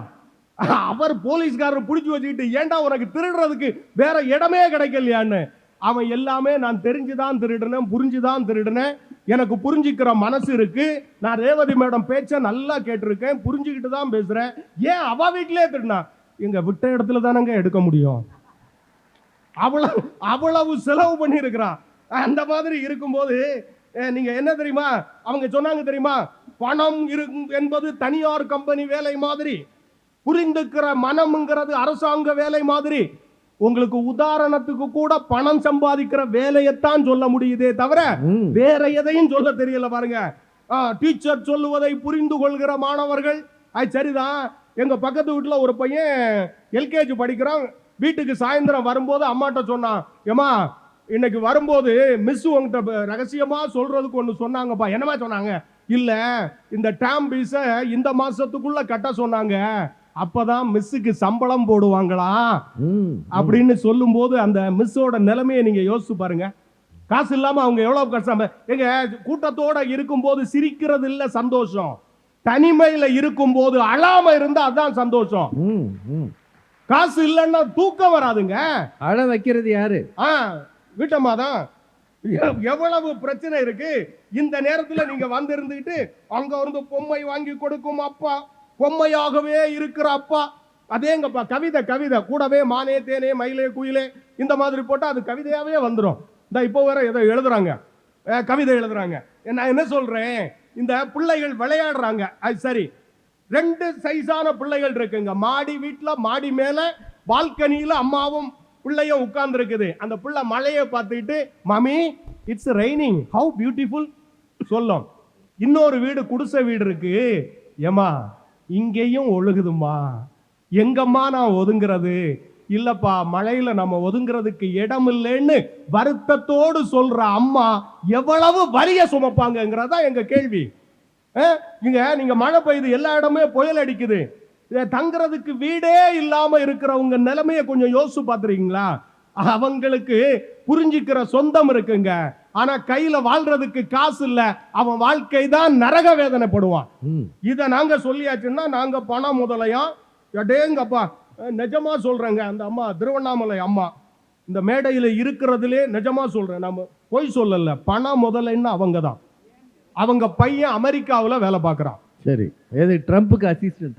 இவங்க நம்ம இங்க இருந்து நிஜமா சொல்றேன், இங்க இருந்து கோயம்புத்தூர்ல இருந்து நீங்க திருப்பூர் போறதுக்கு 1 மணி நேரம் ஆகுமாங்க. அதே மாதிரி தான் அவங்க அடிக்கடி அமெரிக்கா போயிட்டு வருவாங்க. பட்டிமன்றம் உண்டுன்னா அமெரிக்காவில இருந்து இங்க வந்து இறங்கிட்டு அப்புறம் அங்க போயிருவாங்க. அமெரிக்கா ரிட்டர்ன் அந்த அம்மா தான். உங்களுக்கு காசுக்கு அருமைங்கிறது எதுவுமே தெரியாது, கஷ்டப்படுறவனுக்கு தான் அதுல தெரியும். இதுல அவங்க என்ன சொல்றாங்க, ரொம்ப நிறைய சொல்லியிருக்காங்களே அந்த அம்மா. என்னது, பண கவர் எடுத்துட்டு மனைவி கிட்ட தானே கொடுப்பீங்க? ஆமா, மனைவி கிட்ட தான் நாங்க கொடுப்போம். ஒண்ணு தெரியுமா உங்களுக்கு, நமக்கு ரொம்ப சந்தோஷமான நாள்னு பிறந்த நாள்னு சொல்லுவோம், கல்யாண நாள் சொல்றோம். பிறந்த நாள், கல்யாண நாள், இவ எல்லாத்தையும் விட ரொம்ப சந்தோஷமா இருக்கிற நாள் எது தெரியுமா? சம்பள நாள். சம்பள நாளுங்கிறது அவ்வளவு சந்தோஷமானது. நீங்க அடுத்தது இந்த திருடனை பற்றி சொன்னாங்க. திருநெல்வேலியில ஒரு வீட்டுல நானும் அது படிச்சேன். திருடனை பற்றி சொன்னாங்க. உங்களுக்கு ஒண்ணு தெரியுமா? அவன் பார்த்திருக்கான், அந்த வீட்டுல காசே இல்ல, அவன் லெட்டர் எழுதியிருக்கான். லெட்டர்ல ஒரு விஷயம் என்னன்னா, காசு இல்லாத உனக்கு எதுக்குடா சிசிடிவி கேமரா அப்படி கேட்டானா இல்லையா? அப்படின்னா பணம் இல்லைன்னா திருட்டு பைய கூட நம்மளை மதிக்க மாட்டான். இதுல இப்படி எல்லாமே யோசிக்க முடியும். ஆமையா, அதான விஷயம். திருடன் லெட்டர் எழுதி வச்சுட்டு அவமானப்படுத்தி இருக்கான். அவன் எவ்வளவு வேதனைப்பட்டிருப்பான். அதுல இருந்து அந்த ஆள் என்ன நினைச்சிருப்பான், இனி இந்த திருட்டு பயலுக்காவது கொஞ்சம் காசு வைக்கணும்னு. அதுல வேற அவங்க சொன்னாங்க, ஒருத்தன் திருட போகும்போது ஒய்ஃபை கூட்டிட்டு போயிருக்கான். என்னது, ஒய்ஃபை அவ்வளவு டார்ச்சர் பண்ணிருக்கு, நீ திருடிட்டு வான்னு கூட சொல்லல. என்ன ஆகுது, நானும் கூட வர்றேன்னு சொல்லி இருக்குன்னா வீட்டம்மா எவ்வளவு டார்ச்சர் பண்ணுங்கிறது திருடன் குடும்பத்திலேயே அப்படிதான் இருக்கு. நீங்க நான் ஒண்ணு சொல்றேன், தங்கம் இன்னைக்கு எவ்வளவு விலை? 1 பவுன் தங்கத்தோட விலை இன்றைக்கு இருக்கிற மதிப்பு 1 லட்சம் ரூபாய் ஜிஎஸ்டியோட சேர்த்து. இந்த கல்யாண வயசுல பிள்ளைகள் இருக்கிற வீட்டுல பெத்தவங்க எவ்வளவு சிரமப்படுவாங்க தெரியுமா? புரிஞ்சுக்கிற மனசு இருக்கு, அன்பு இருக்கு, பாசம் இருக்கு. பணம் இருந்தாதான் திருமணம் கூட நடக்கும். திருமணம் சொர்க்கத்தில் நடக்கும்னு அன்னைக்கு சொன்னா, இப்ப ரொக்கத்தில் தான் நடைபெறுகிறது. லவ்வில் இணைய வேண்டிய திருமணங்கள் எல்லாம் காசில் தான் சேர்க்கப்படுகிறதுங்கிறது தான் உண்மை. நீங்க இதை சொல்லியாச்சுன்னா நாங்க பணம் முதல்ல நீங்க பாட்டுக்கு என்ன வேணாலும். இந்த பாரதியின் வாழ்க்கையை பற்றி நீங்க சொல்றீங்களே, அவன் வாழ்க்கையில் என்னது? அவருடைய ஒய்ஃபு ஊரு கடையம், திருநெல்வேலி தென்காசி பக்கத்துல இருக்கு. கடையத்துக்கு போயிருக்கிறான். இவன் கையில காசு இல்ல. என்ன பண்ணி வீட்டுல கூட சேர்க்கல. 3 நாட்கள் ஒரு தனியான ஒரு வீட்டுல தங்க வச்சிருக்காங்கன்னு சொன்னா, காசு இல்லை என்றால் சொந்தக்காரன் நம்மளை அவமானப்படுத்துவான். அதான் உண்மை. நீங்க நம்மகிட்ட பணம் நிறைய இருந்துச்சுன்னா சொந்தக்காரன் நம்மகிட்ட போன் பண்ணி பேசுவான் தெரியுமா? மாப்பிள்ள என்ன போனையே காணோம், மச்சான் என்னெல்லாம் மறந்துட்டா பாரு, போன் பண்ணி பேசுவான். நம்ம கொஞ்சம் நொடிஞ்சு போயிட்டோம், கடன்ல இருக்கோம்னு தெரிஞ்சா நம்ம போன் பண்ணா கூட சொல்லுவான், என்ன அடிக்கடி போன் பண்ற, தொந்தரவு பண்ணிட்டே இருக்கா, சொல்லுவானா இல்லையா? பிளாக் பண்ணிடுவான். பிளாக் பண்ணிடுவான். நம்ம ஒண்ணு புரிஞ்சுக்கங்க, இன்கம் சரியா இருந்தா மட்டும்தான் நமக்கு இன்கமிங் காலே வரமுங்கிறது தான் உண்மை. ஓ, அதனாலதான் அது இன்கமிங். சொந்தக்காரங்களுக்கு எல்லாம் சொந்தக்காரன்னு ஏன் பேர் தெரியுமா? சொந்தமா நமக்கு டப்பு இருந்தாதான் சொந்தக்காரன் நம்மளை தேடி வருவாங்க. அவங்க என்னன்னா அம்மா பாசத்தை பற்றி சொன்னாங்க. அம்மா முகத்தை பார்த்தே நம்மை புரிந்து கொள்வாள். சரிதான். ஏன்னா எங்களுக்கு என்னமோ தெரியல, அவங்க பேசுறத பார்த்தா எங்களுக்கு பாசமே இல்லாதது மாதிரியும் எங்களுக்கும் பாசம் இருக்கு. நான் ஒண்ணு கேட்கிறேன், எங்களுக்கு அம்மாவே இல்லாத மாதிரி. ஆமா, எங்களுக்கு அம்மா இருக்கு. நாங்க என்ன அநாத பிள்ளைகளா? நிஜமா சொல்றேன், நாங்க என்ன தெருவுல தான் வந்திருக்கோம். எங்களுக்கு அம்மா இருக்கு, அப்பா இருக்கு, மனைவி இருக்கு, பிள்ளைகள் இருக்கு, எல்லாம் இருக்கு. அதனால தான் உண்மையை பேசுறோம். நீங்க கற்பனையில பேசுறீங்க. இத புரிஞ்சுக்கிட்டா, இந்த அம்மான்னு சொன்னாங்கல்ல, அம்மாவுக்கு உடம்புக்கு சரியில்லாம இருக்கு, ஆஸ்பத்திரியில சேர்க்கிறோம். கையில காசு நிறைய இருந்துச்சுன்னா டாக்டரை பார்த்து சொல்லுவாங்க, எவ்வளவு செலவானாலும் பரவாயில்ல, எங்க அம்மா உசுறு முக்கியம், அம்மாவை காப்பாத்துங்க. பணம் இருந்தா பெரிய ஆஸ்பத்திரியில பார்ப்போம், பணம் இல்லைன்னா தர்மாஸ்பத்திரியில அனாதையா கவனிப்போம். அதுவும் பெரிய ஆஸ்பத்திரி. அதுவும் பெரிய ஆஸ்பத்திரி, அது ஃப்ரீ ஆஸ்பத்திரி. ட்ரீட்மெண்ட் எப்படி இருக்கும்ங்கிறது தெரியும். ஐயா, அப்பா பாசத்தை பற்றி சொன்னாங்கங்க.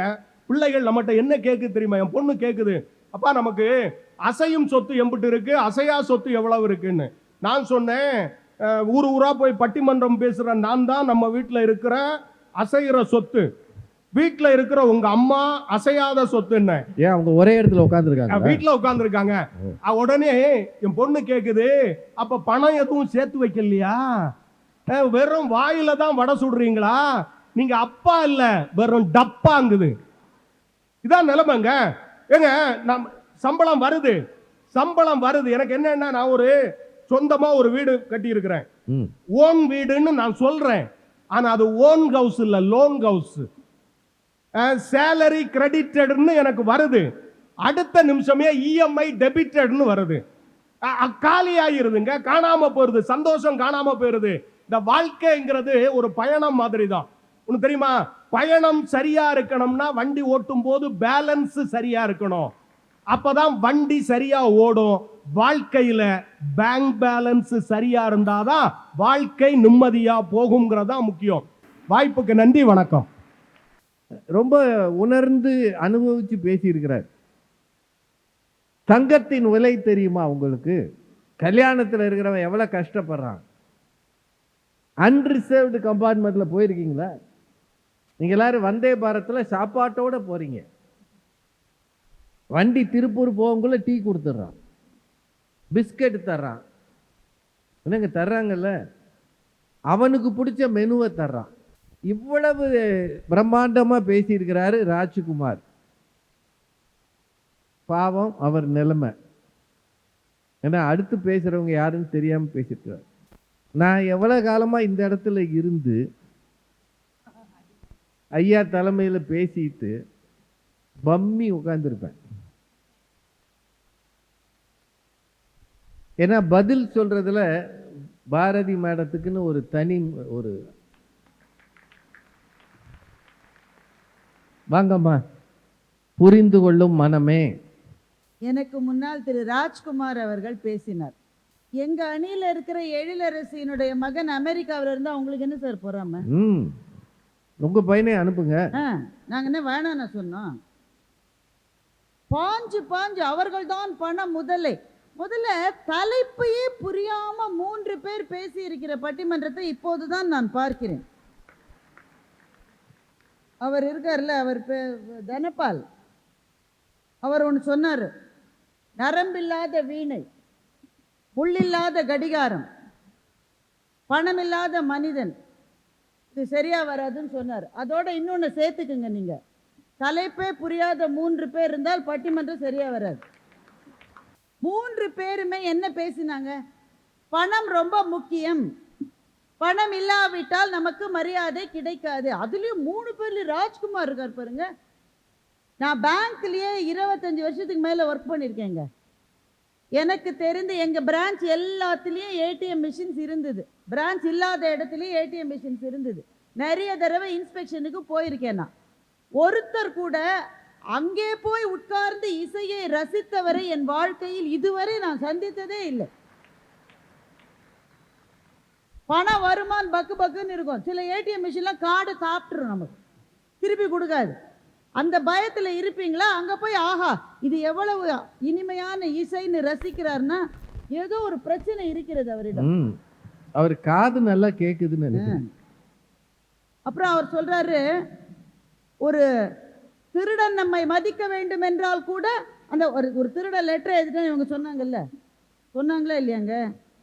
அந்த லெட்டரை அவரும் படிச்சிருக்காரு. படிச்சுட்டு அந்த சம்பவத்திலிருந்து அவர் என்ன புரிஞ்சிட்டு இருக்காரு தெரியுமா? ஒரு திருடன் என்னை மதிக்க வேண்டும் என்றால் கூட, நம்மை மதிக்க வேண்டும் என்றால் கூட நம்மிடம் பணம் இருக்க வேண்டும். திருட்டு பையன் நம்மளை எதுக்கு மதிக்கணும்? முதல்ல ஒரு ஆசிரியர் என்னங்க பேசணும்? என் மாணவன் என்னை மதிக்க வேண்டும்னு பேசினா நீங்க ஆசிரியர். இவரோட ஆசைகளே எந்த லட்சணத்துல இருக்கு பாருங்க. ஒரு திருடன் என்னை மதிக்க வேண்டும். வடிவேல் ஒரு படத்துல சொல்வார்ல, நான் ஏன் சுடுகாட்டுக்கு போகணும்னு. உங்களை எதுக்கு திருட்டு பையன் மதிக்கணும்? அப்புறம் உங்க ஸ்டூடெண்ட் உங்களை எப்படி மதிப்பாங்க? தனியே சரியில்லை நடுவர் அவர்கள். சரிம்மா. ராஜ்குமார் சொல்றாரு, பணம் திருமணங்கள் ரொக்கத்திலே தான் நடைபெறுகிறது. நிறைய பணம் இருந்தால் தான் திருமணம்லாம் நடைபெறுது. சார், எங்க ஊர்ல திருமணத்துக்கு வருகிறவர்களிடம் மணமகனும் மணமகளும் ஒரு கோரிக்கை வைத்தார்கள். யாருக்கு விருப்பம் இருக்கிறதோ, நீங்க அந்த பெரிய பேப்பர் போட்டு கட்டி கிஃப்ட் எல்லாம் கொடுப்போங்கல்ல, பணக்கவர் கொடுப்போம், அந்த மாதிரி கொடுக்க வேணாம். யார் யாருக்கு விருப்பம் இருக்கிறதோ, திருமணம் நடைபெறுகிற மண்டபத்துக்கு பக்கத்திலேயே பிளட் டொனேஷன் கேம்ப் நடத்துறோம். நீங்க ரத்தத்தை அங்கே முடிந்தவர்கள் கொடுத்தால் அதை தேவைப்பட்டவர்களுக்கு அனுப்புவதற்கு வசதி இருக்கிறது. இப்படி திருமணங்கள் நடக்கிறதுல ராஜ்குமார் இப்படி ஒரு திருமணத்துக்கு போனதில்லை. இல்ல, அங்க போறதுக்கு ரத்தம் இல்லையா?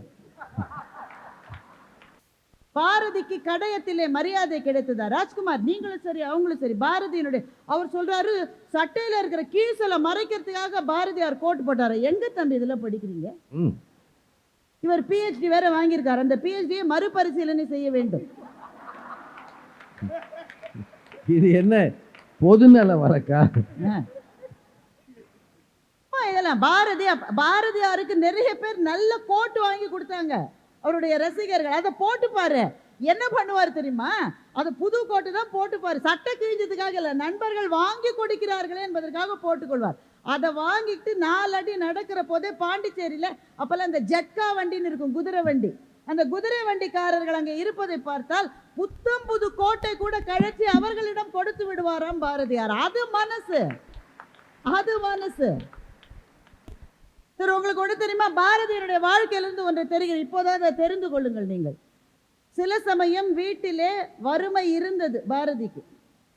இருந்த போது அவங்க செல்லம்மா பாரதி என்ன சமைப்பாங்களன்னா, தினம் கீரையும் சுட்ட குழம்பும், அதாவது கார குழம்புன்னு சொல்லுவோம்ல, அது வெங்காயம்லாம் இல்லாமல் சேர்த்து வத்த குழம்பு, அதை தான் செய்வாங்களாம். தினம் அதையே சாப்பிட்டால் சில சமயம் அது வாய்க்கு சலிப்பா இருக்குன்றதுனால பாரதி உண்ணாவிரதம் இருப்பார். சலிப்பு வந்தா பாரதி என்ன செய்வாராம், 2-3 நாள் சாப்பிடாம இருப்பாராம். அப்போ பாரதிதாசன் பக்கத்துல தான் இருந்தார். அவர் கேட்பாராம், ஏன் நீங்க சாப்பிடாம இருக்கீங்க? இல்ல 3 நாள் சாப்பிடாம இருந்து 4வது நாள் அதே குழம்பையும் அதே கீரையும் சாப்பிட்டா அமிர்தமாக இருக்கும், அதனால் அதை சாப்பிடுகிறேன், 2-3 நாள் சாப்பிடாம இருக்கேன். பாரதிதாசன் சொன்னாராம், சலிக்காத பொருளை நாம் கண்டுபிடிக்க வேண்டும் பாரதியார் அவர்களேன்னு பாரதிதாசன் சொன்னாராம். அதற்கு மகாகவி பாரதி சொன்ன பதிலை இந்த 3 சகோதரர்களும் நல்லா புரிஞ்சுக்கணுன்றதுக்காக தெளிவா சொல்றேன், கேட்டுக்குங்க. பாரதி சொன்னாராம், ஞானிகளுக்கு கடவுளின் பெயர் சலிக்காது, எனக்கு என் செல்லம்மாவின் பெயர் ஒரு நாளும் சலிக்காது என்று சொன்னார். சார், இன்றைக்கு பாரதியை நினைவில் கொள்ளுகிறோம் என்றால் அந்த கவிதைகளிலே இருக்கிற காதலுக்காக, அவர் சொன்ன விடுதலைக்காக நினைவிலே வைத்துக் கொண்டிருக்கிறோம். வறுமையிலே அவர் வாழ்ந்தார் என்பது நம்முடைய நினைவில் இல்லை. ஏனால் வறுமையையும் தாண்டிய மனம் நிறைந்த வாழ்க்கையை பாரதி வாழ்ந்து விட்டு சென்றிருக்கிறார்.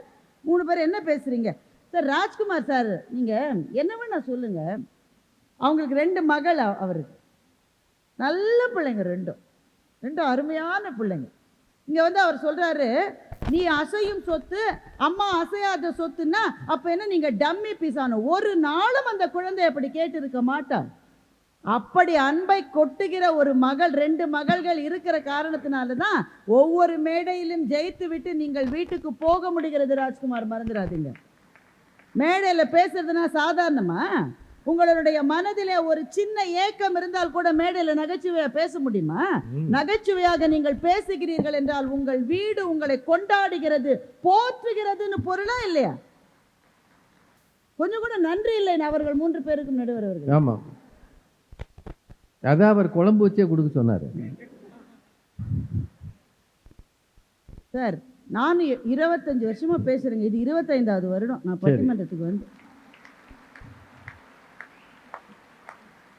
கோயம்புத்தூர்ல கொண்டாடிடுவோம். இப்போதான் நினைவுக்கு வருகிறது. ஏன் இப்போது நினைவுக்கு வருகிறது என்றால், இந்த 25 வருஷ பட்டிமன்ற வாழ்க்கையில் இப்படிப்பட்ட எதிர்க்கட்சியை நான் சந்தித்ததே இல்லை. புது கட்சியை சந்தித்ததில்லை. அவர் சொல்றாரு, அன்ரிசர்வ்ட்ல போறவங்களுடைய நிலைமையை யோசித்து பார்த்தீர்களா? நாங்கெல்லாம் எப்போ வந்தே பாரத்ல போறோமா? இவர் மாட்டு வண்டியில வராரு பட்டிமன்றத்துக்கு. நீங்க எப்படி வந்தீங்க? நீங்களும் அப்படிதானே வந்தீங்க. அன்ரிசர்வ்ட்ல ஏன் சார் போறாங்க? அதை கொஞ்சம் யோசிச்சு பார்க்கலாமா? நான் சென்னையில் இருக்கேன், பொங்கல் வரப்போகுது. இப்போ புது வருஷம் வந்தால் பொங்கல் வரும். எங்கள் ஊரில் ஒன்று நடக்கும். பொங்கலுக்கு ஒரு 1 நாள் 2 நாள் முன்னாடி எங்கள் ஊருக்கு போகும். மொத்த சென்னையும் கிளம்பி ஊருக்கு போகும். அத்தனை பேர் வந்துடுவாங்க. சென்னையில் ஒரு தெருவில் ஒரு வண்டி இருக்காது. அவங்க சில பேர்கிட்ட கேட்டோன்னு வச்சுக்கோங்களேன், ஏன்பா ஒரு ட்ரெயினில் ஒன்றும் கிடைக்காது, ஒரு பஸ்ஸில் கிடைக்காது, ஆம்னி பஸ்ஸில் கிடைக்குதா? கிடைச்ச லாரியிலலாம் ஏறி ஏன் சார் ஊருக்கு போகிறான்? அடுத்த வாரம் போகலாம் தானே, ஃப்ரீயாக இருக்கும்ல, நீ அடுத்த வாரம் போக வேண்டியது தானே, ஏன்ப்பா இவ்வளோ கூடுதல்? பொங்கல் அன்னைக்கு எங்கள் மண்ணில், எங்கள் வீட்டில், எங்கள் ஆத்தா கையில் தான் நான் சாப்பிட்ணுன்னு தானே போகிறான். நீங்கள் சொன்னீங்களா அன்ரிசர்வ்டில் என் கால் மேலே 4 பேர் உட்காந்துக்க, அந்த கஷ்டத்தை ஏன் சார் தாங்கிக்கிட்டு ஒருத்தன் போகிறான்? அவன் ஊருக்கு போகிறான் சார், அவன் வீட்டுக்கு போகிறான் சார், அவன் அம்மாவையோ அவன் மனைவியோ பிள்ளைகளையோ பார்க்க போகிறான். எந்த கஷ்டமும் அவனுக்கு பெருசு இல்லைனாக்க, கஷ்டங்களை பொருட்படுத்தாமல் பாசத்தை மட்டும் நினைக்கிற நெஞ்சங்களினால் தான் இந்திய நாடு இன்னும் குடும்பங்களினால் சிறப்படைந்து வருகிறது என்று நான் சொல்லுகின்றேன். சார், அவர் சொல்கிறாரு, ஒரு ஹோட்டலுக்கு போகிறோம், நீங்கள் என்ன பண்ணுவீங்க சொல்லுங்கள்? என்ன பண்ணுவீங்க? நாங்கள் போகிறோம், நமக்கு என்ன சாப்பாடோ அதை சாப்பிட்டுட்டு பில்லை கட்டிட்டு வெளியில் வரணும். பக்கத்து டேபிளில் 2 லவ்வர்ஸ் இருக்காங்க, அவங்க என்ன பேசுகிறாங்கன்னு இவர் ஒட்டு கேட்டிருக்காரு. இவர் ஒரு ஆசிரியர், இவரை நம்பி மாணவர்கள் எல்லாம் படிக்கிறார்கள். இல்லை, அங்கே என்ன நடக்குதுன்னு தெரிஞ்சு மாணவர்கிட்ட சொல்லுவார். நான் சொல்லுவார். அதில் ஒரு பொண்ணு சொல்லியிருக்கு, நீ சொத்து அத்தனை வித்துட்டு வான்னு ஒரு ஆள்கிட்ட சொல்லியிருக்கு. அதை இவர் கேட்டிருக்காரு. நான் உங்களை பார்த்து கேட்குறேன், அந்த பொண்ணு அப்படி சொல்லுது இல்லை, சொத்து அத்தனை வித்துட்டு வந்து என்ன கல்யாணம் பண்ணிக்கன்னு அது சொல்லுது இல்லை, அந்த திருமணம் எவ்வளவு நாள் நிலைத்திருக்கும் என்று நான் கேட்கிறேன். அந்த திருமணத்தில் என்ன சார் இருக்கும்? அந்த சாயம் வெளுத்து போயிடாது இன்னும் கொஞ்ச நாள்ல. எவ்வளவு காசு இல்லாதவனும் கூட தோத்து போய் வரா சார். இங்க நிறைய ஆண்டர்பிரினர்ஸ் இருக்கீங்க, தொழில் முனைவோர்கள் நிறைந்த நகரம் இந்த நகரம். எல்லாரும் எப்பவுமே தொழில ஜெயிச்சிடுறீங்களா? எந்த நேரமும் வெற்றி மட்டுமே கிடைக்குமா? ஒவ்வொரு நேரம் தோல்வி வரும். தோல்வி வருகிற நேரத்தில் யார்கிட்ட போய் சொல்லுவீங்க? யார்கிட்டயுமே சொல்ல முடியாது. கூட இருக்கிறவங்கள்ட்ட சொன்னா சந்தோஷப்படுவான், அப்படிதானங்க? யார்கிட்ட வந்து சொல்ல முடியும்? எந்த தோல்வி வந்தாலும் ஒவ்வொரு ஆண்மகனும் போய் சொல்லுகிறது 2 பேர்ட்டு தான். ஒன்று அம்மாட்ட சொல்லலாம், இல்லை மனைவிட்ட சொல்லலாம், வேற யார்கிட்டையும் சொல்ல முடியாது சார், யார்கிட்டையும் சொல்ல முடியாது. அவனுக்கும் அவன் மனைவிக்கும் சண்டை வந்திருக்கலாம், முரண்பாடு இருக்கலாம். ஆனா கணவனை தன்னுடைய வீட்டுக்காரங்க, அதாவது அந்த பொண்ணுடைய அப்பா அம்மா கூட அவமானப்படுத்தினா தாங்க முடியாம என் புருஷனுக்கு ஒரு கெட்ட பேர் வரக்கூடாதுன்னு நிற்கிற மனைவிகள் இருக்கிற இடத்தில் தான் குடும்ப அமைதி என்பது இருக்கும். உங்க 3 பேருமே என்ன பேசுறாங்கன்னா பணத்துக்கு தான் மதிப்புன்னு பேசுறாங்க. நாங்க மறுக்கவே இல்லையே. நாங்க மறுத்தா தானே நீங்க எகிரி எகிரி பேசணும். பணத்துக்கு தான் மதிப்பு இருக்கு. ஆனா தலைப்பு அதுவா? எது மதிப்புக்கு உரியது நான் தலைப்பு போட்டிருக்காங்க. கொஞ்சம் கஷ்டமா இருந்தாலும் இப்ப படிச்சு பிரயோஜனம் இல்லை, பேச்சு முடிச்சாச்சு. இப்பதான் தலைப்பை பாக்குறாரு யாரு? நம்ம PhD புது அப்பா. சார் நான் இங்க எல்லாரையுமே பார்க்குறேன். எல்லாமே ஓரளவு வயதானவர்கள், பிள்ளைகள் இருக்கிறவங்க தான். பிள்ளை பிறந்து 10 நாள் ஆயிருக்கு. உண்மையா இல்லையா? பிள்ளை பிறந்து 10 நாள்ல 1/4 கிலோ மல்லிகைப்பூ மனைவிக்கு யாராவது வாங்கிட்டு போவாங்களே? இல்லை, என்ன நடக்கிறது இங்கே என்பதை நான் தெரிந்து கொள்ள விரும்புகிறேன். நான் என்ன சொல்றேன்? சிவசதீஷ் எதிர தெரியுமா? PhD. அந்த PhD தான் நான் மறுபரிசீலனை செய்யணும்னு இப்ப சொன்னேன். திருநீற்றின் மகிமையை பற்றி PhD பண்ணவர் அவர். அதுலதான் அவருடைய PhD. சார், இந்த திருநீற்றினுடைய மகிமையை பற்றி PhD செய்து கொண்ட என்னுடைய அன்பு தம்பி சிவசதீஷ் இங்க வந்து சொல்றாரு, சாமிக்கு கூட காசு இருக்கிறவனுக்கு தான் அந்த சாமின்னு சொல்றாரு. உண்மையா இது? திருநீற்றை பூசிக்கொண்டு நம்முடைய கோயில்களில் உழவார பணி செய்த நம்முடைய நாயன்மார்களுக்கும் தொண்டர்களுக்கும் என்ன காசு இருந்தது என்று நான் கேட்கிறேன். ஆரம் கண்டிகை ஆடையும் கந்தலே என்று சேக்கிழார் எழுதுகிறார். கந்தல் ஆடை போட்டுட்டு இருந்தது என்ன பெரிய தங்க நகைகளா? வெறும் ருத்ராட்சம். நெற்றியில இருந்த திருநீர். அவர்களுக்கு இருந்த குடும்பத்தினுடைய அமைதியும் சிறப்பும், அவர்களுக்கு கிடைத்த புகழும் பணம் படைத்தவர்களுக்கு கிடைத்ததா என்று நான் கேட்கின்றேன். இதுல PhD வெங்காய பச்சடி வேற. கடைசியில முடிக்கிற போது சிவசதீஷ் சொல்கிறார், ஔவை நடராஜன் ஐயா சொன்ன ஒரு விஷயத்தை சொல்லுகிறார். அன்பு இருக்கிற இடத்திலே அழிப்பே தேவையில்லை. அதைத்தான் தம்பி நாங்க 3 பேர் சொல்லிட்டோம். உங்க ஆசிரியர் உங்களுக்கு சொன்னதை நீங்கள் புரிந்து கொள்ளவில்லையே. அன்பு இருக்கிற இடத்திலே அழிப்பு எதற்கு? மனதிலே அன்பு கொண்ட ஒரு 2 குடும்பம் இருக்குங்க. நீங்க நினைச்சு பாருங்க. நிறைய பணம் இருக்கிற ஒரு குடும்பம் இருக்கிறது. ஆனால் அங்கே பேசுவதற்கு கூட சரியான சூழல் இல்லை. அவங்கவுங்க அறையில் இருக்காங்க. அவங்கவுங்க சாப்பாட்டை சமையல் செய்கிறவரிடம் சொல்லி அவங்கவுங்க தனித்தனியா சாப்பிட்றாங்க. இப்படி ஒரு குடும்பம் இருக்கிறது என்று வைத்துக் கொள்ளுங்கள். இங்கிருந்து நாம திரும்பி போற வழியில கார் சிக்னல்ல நிக்குது. அந்த பிளாட்ஃபாரத்துல பாக்குற மழை பெஞ்சிட்டு இருக்கு, ஒதுங்க இடம் இல்லை. அங்க ஒரு சாக்கு போட்டுக்கிட்டு கணவன் மனைவி 2 பேர் இருக்காங்க, ஒரு பிள்ளை இருக்கு. 2 பேரும் எங்கேயோ கிடைச்ச சாப்பாடு, ஏதோ ஹோட்டலில் சின்ன கொஞ்சமாக காசு கொடுத்து வாங்கியிருக்கலாம், இல்லை யாராவது கொடுத்த சாப்பாடாக இருக்கலாம். அந்த மனைவி வந்து பிள்ளைய வச்சிட்டு இருக்கா. கணவன் வந்து அந்த 1 வாய் சோத்தை எடுத்து அவளுக்கு கொடுத்துட்டு தான் 1 வாய் சாப்பிட்றான்.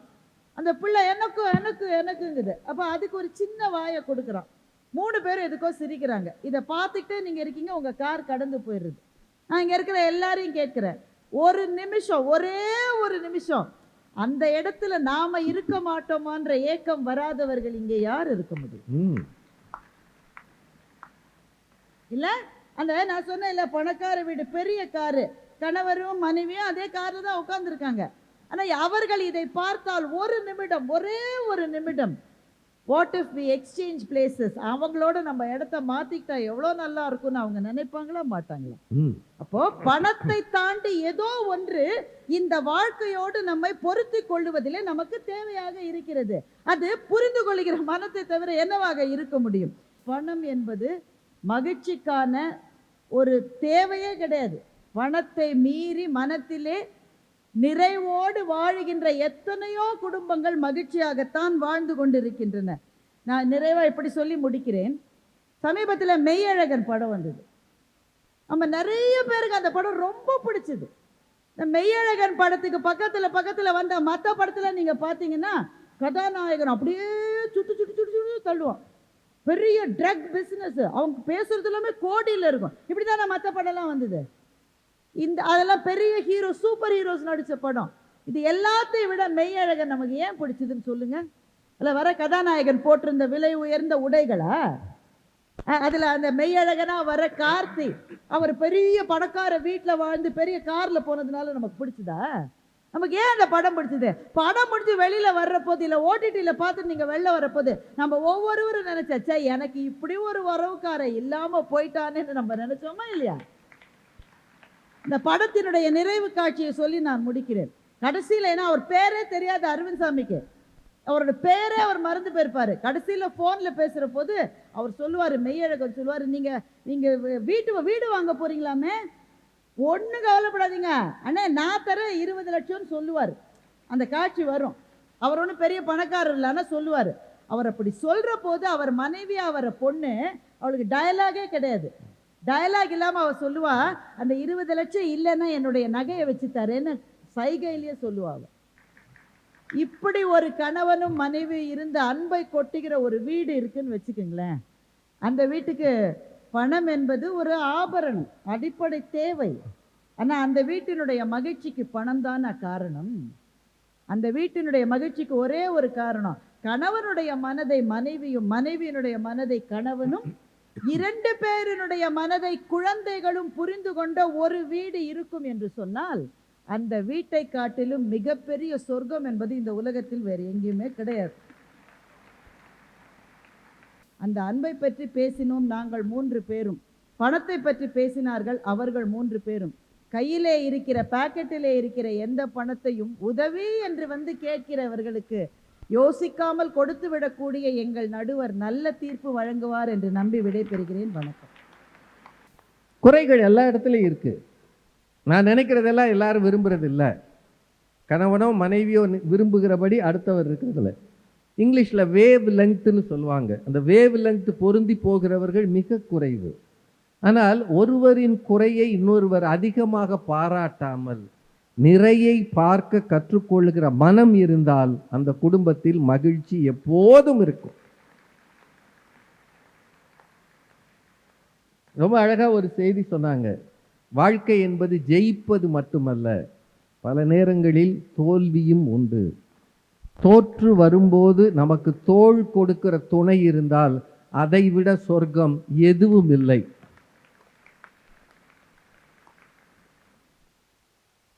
உண்மையிலே அதுதாங்க. உங்களை புரிந்து கொள்கிற மனைவி, அப்பா அம்மா 2 பேரிடமும் அன்பு காட்டுகிற பிள்ளைகள்.